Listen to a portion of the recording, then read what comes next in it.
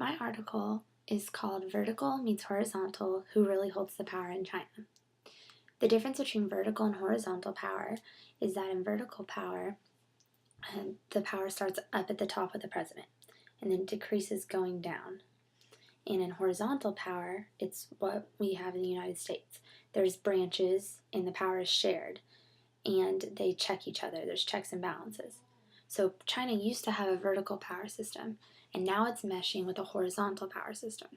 So this is confusing because there's a lot of interlocking strands of power running in China. And for example, Xi Jinping is the most likely going to become the president of China in 2013. And he holds about 6 different offices in China. Whereas in the United States, Barack Obama is just president. For example, he's General Secretary of the Communist Party in China, Chairman of the Party of Central Military Commission, and he's first-ranked member in the Politburo. And the Politburo is very important in China, and the Politburo Standing Committee is made up of 7 people, including the president and the prime minister, who hold equal power. And then the second, this is vertical, it decreases, it goes to the Politburo, who has the 25 oldest members of the committee. And that includes senior military officers, senior officials, and regional chief officers. And it just begs the question, who has the authority in China? Because going horizontally, there are 2 committees that hold as much power as the Politburo Standing Committee. And that's the Party Central Military Commission and the State Central Military Commission. So it's much like Leninism in the model of the Soviets, and China just adapted it to them.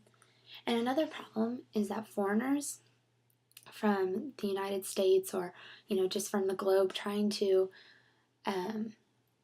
communicate with Chinese diplomats, they don't know who to talk to because they're trying to talk to someone who has power. And some of these titles have really misleading titles of authority. For instance, like China's Ministry of Foreign Affairs holds no power. Foreign Minister, Defense Minister, and Finance Minister. These are all offices that aren't even in the Politburo, which, as I said before, is really important in China.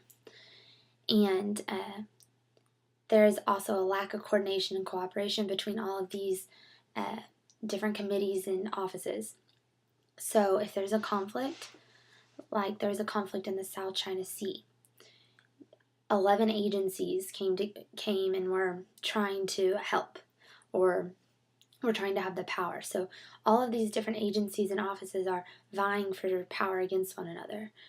So also, many Chinese diplomats aren't even consulted on their jobs, and they'll just find out about something after it's already happened. So, like here, the army can't declare war without the president. Checks and balances.